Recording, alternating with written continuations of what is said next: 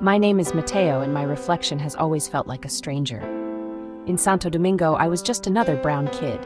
Here on an Estonian ranch, my face is a declaration. The land is endless and pale, the people fair and quiet. My dark features are a story no one here can read. I am the splash of coffee on a white sheet, a disruption in the order. The mirror in my room shows the same face my abuela loved, but here it feels heavy, like a costume I can't take off. The local kids stare not unkindly, but with curiosity. I am a puzzle, an exotic bird in a field of sparrows. Sometimes I trace my face on the window and wonder, is it ugliness or just difference? The ranch is my home now. I've learned to mend fences and read the sky. These honest things ground me. But my reflection in a puddle reminds me, I am the odd one out, a tropical ghost on northern plains. Yet in quiet moments, a stubborn hope blooms. This face, this story, it's mine. It's survived oceans and loneliness. Maybe being the ugly Latino here isn't a curse. Maybe it's the start of a different kind of beautiful story. A story where the hero's power is that he doesn't look like anyone else. The first winter was the hardest. The world was white, the sun a pale visitor, and my skin felt even darker. In the village, faces hid behind scarves, but mine stood out, a reminder I was not from here. Entering the store, conversations paused. Not hostility, just curiosity, but it screamed, "You do not belong." I'd rush home, where the horses didn't care what I looked like. The loneliness was a shadow, and I missed the noise and color of home. Here, silence was profound, filled only by the wind and the creak of the house.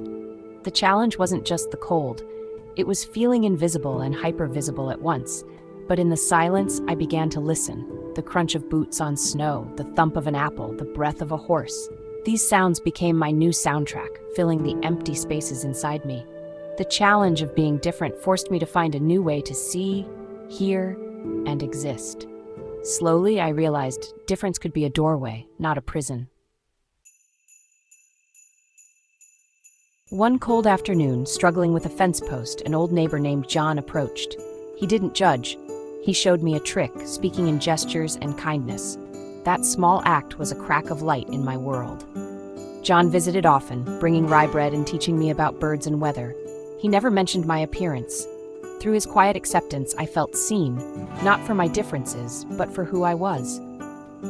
Kindness wasn't limited to John. The librarian saved English books for me. The market woman gave me extra apples. Each encounter stitched my self-worth back together. My appearance, once a barrier, became a bridge. It made me memorable, an invitation for connection. I began to see that the story I told myself about being an outsider could change. The world wasn't as cold as I'd imagined. I just had to learn to ask for warmth and accept it. Kindness, I learned, is a universal language. Music was my sanctuary. Back home, it was merengue and salsa. Here, it was folk songs full of longing. At first, Estonian music felt strange and melancholic. I missed the energy of my own rhythms. One midsummer night, Jan invited me to a village festival.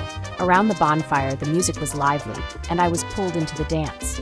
Clumsy at first, I found myself laughing, moving in time with a new rhythm. That night, I felt connected, no longer just the outsider, but part of the dance. I started listening to Estonian folk on the radio, finding beauty in its melancholy.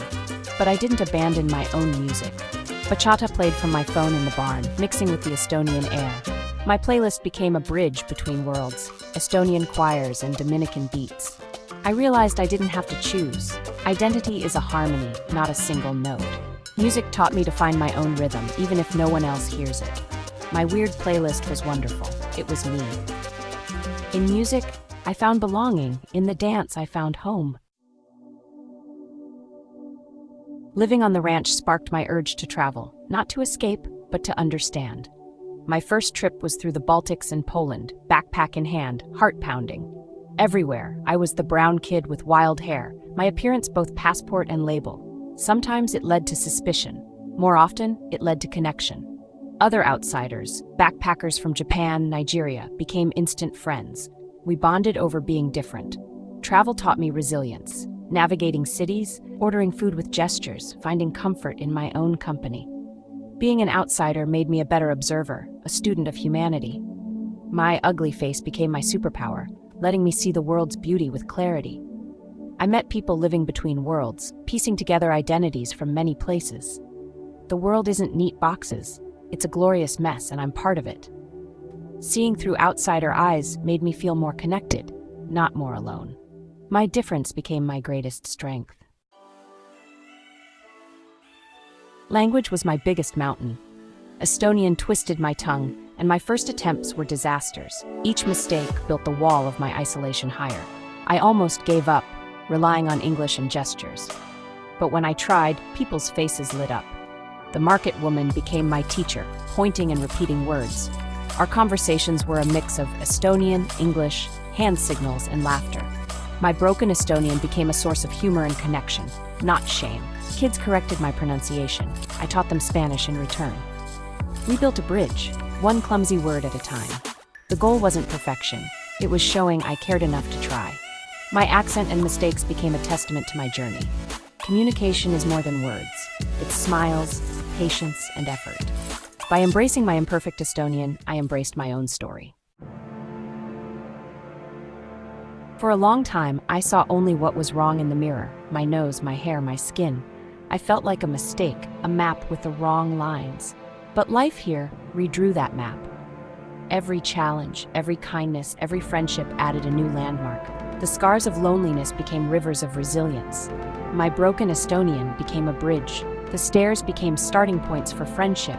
My journey wasn't about erasing old lines, but adding new ones, making my map richer and more interesting. I no longer see an ugly boy. I see a survivor, a traveler, a friend. My face is a testament. You can be from two worlds and create a new one. Uniqueness isn't a flaw. It's my story, my strength, my joy. To anyone who feels like a stranger in the mirror, you are not ugly. You are a masterpiece in progress. Your scars are your stories. Your differences are your superpowers. Embrace them. Own them. Sometimes the most beautiful patterns are made by what doesn't belong.